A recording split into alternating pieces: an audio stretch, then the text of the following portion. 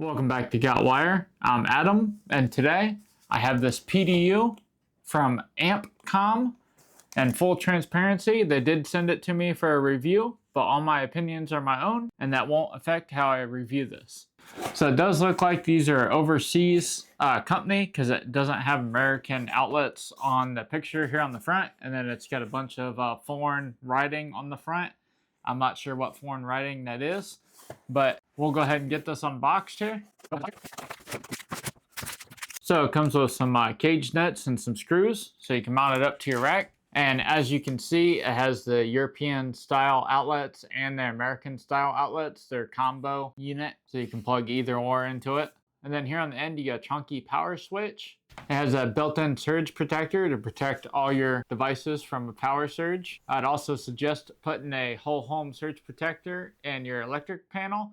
I got one in mine, so I got it protected at my electric panel, and then I also have it on each one of my power strips. And then it comes with a really long power cord to plug into your battery backup or the wall. So I'm gonna take this downstairs to my rack out in my garage and get this mounted up. So I'm down here at my rack. Let's get this racked up. Normally you'd put these in the back of your rack, but for video purposes to make it easier to film and so you guys can see, I'm gonna put it here in the front of my rack. That way you can see this better. And then I mount it up high. Normally you can either put it in the bottom of your rack or the top of your rack. The one that I currently have in here is at the top of my rack. But I'm gonna mount this right here so it's easier to film so you guys can see.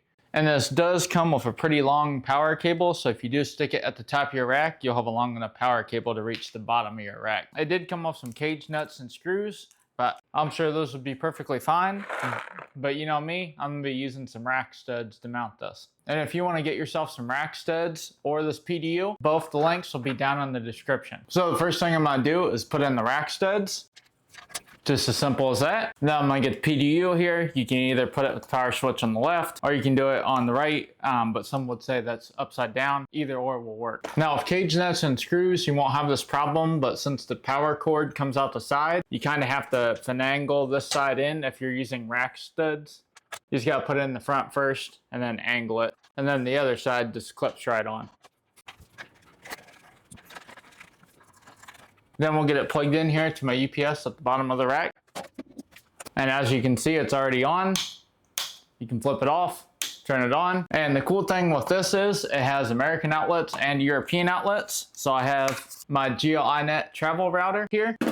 And the power brick comes with a European style plug. So on this PDU, you can use those too. Plug it in there like that. And as you can see, the GotWire travel router powers right up. And this is just 120 going into here because, you know, I got it plugged into my 120 UPS. But I guess you could change the plug and do 240, but this is a 120 version, so I won't recommend that. If you need 240 volt one or 220, whatever one it is, correct me down below in the comments. They sell one of those too. But once you get everything plugged in on your rack, you have one power switch. You can unplug everything at once, or you can turn everything all at once on. It's a great home lab PDU if you want to power up a rack all at once or power down a rack all at once, play with for your home lab. And that's probably what I'm going to use it for, to be honest, is my home lab, since I already have one here in my rack. So all in all, this Ampcom, A-M-P-C-O-M, sorry if I'm mispronouncing that, but this PDU, I really like it. At first I was kind of like, hey, you know, it's European, can I plug in the standard American plug? And yes, you can. So you can plug in either or, as long as the European plug will run off 120. And I really like the fact it has the power switch here on the front.